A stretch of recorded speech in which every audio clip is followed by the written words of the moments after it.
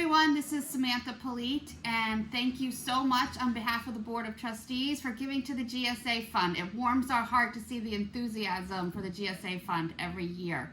I am sitting here in the Idea Center at the Blue Hill Consolidated School, and I just want to show everyone a few things that Ben Polite, class of 2017, and Matthew Jurek, theater director, have been up to for the past 2 months. So I'm going to put my mask on and we're going to go over and check it out. All right, thanks everyone. So here at the Idea Center, we've been trying to do something to help out. What a lot of fab labs and makerspaces around the world have been doing is using their resources and their capabilities to churn out much needed PPE, which has been in very short supply. Yeah, so we've been 3D printing these face shields that we're both wearing right now. We've also been using other equipment in the lab, like our laser cutter, to make ear savers to help your ears when you're wearing masks for long periods of time. Cool. So tell me about the process. How does it work? I see a design over there on the computer. Yeah, so it starts with finding a design on the internet, and then from there you go through a process of slicing. And what slicing is it basically taking the design and making it possible for a 3D printer to make it. After that, we send the file over to the printer and we load it up with a filament, which is just a plastic, and it melts it down and starts printing it into the shape that we programmed it to do. And then you cut the shield part?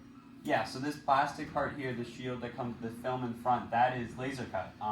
And laser cutting is a very similar idea where you have a file and you program the machine to basically follow the path, the outline of this, and it cuts it. So are these medical grade or are these for corporate use or? Materials. So the material that we typically 3D print with, PLA, is a great material to work with, but it doesn't really hold up to sterilization and repeated use, which is a needed feature for the healthcare industry. So we invested in a new printer that was able to work with a higher grade material called PETG, which is what it's printing right now. And so all of our shield pieces are printed using PETG. As for the shields themselves, this is polyester film. So they can be sanitized, used for medical purposes, and yeah, they won't break down or anything like that. Right. How long does it take to make a mask? Well, that's been part of the ideation process, revisiting the design over and over. So we started with the design that we pulled down off the internet that took about 3 hours to print one shield headband and one shield chin band.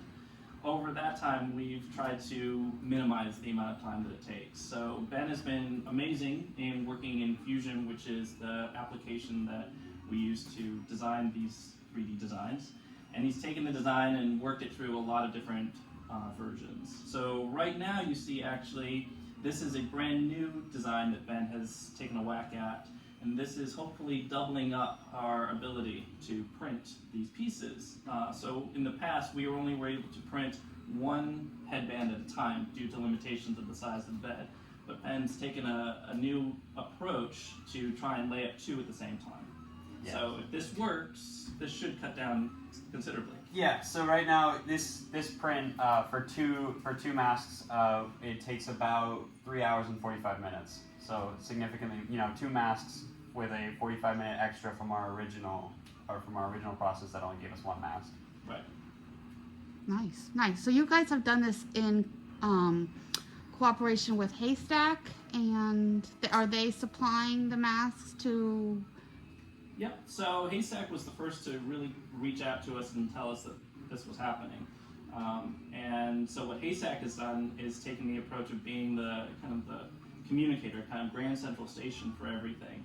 So they're coordinating efforts with both main healthcare workers as well as regional and across the country.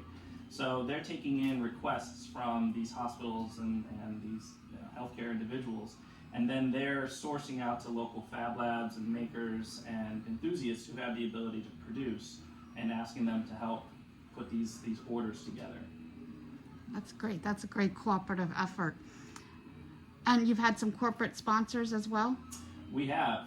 We've had a couple of amazing sponsors. Bar Harbor Bank and Trust and Stanley Subaru really came up to the plate early on and were amazing supporters of our efforts here. They've also been ongoing supporters of everything that we've done here in the Idea Center. So it's great to see repeated support from local businesses in this instance. But individuals have come together as well.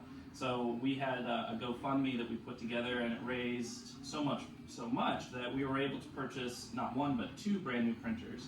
So that's able to help us churn out these shields and pieces at twice the rate.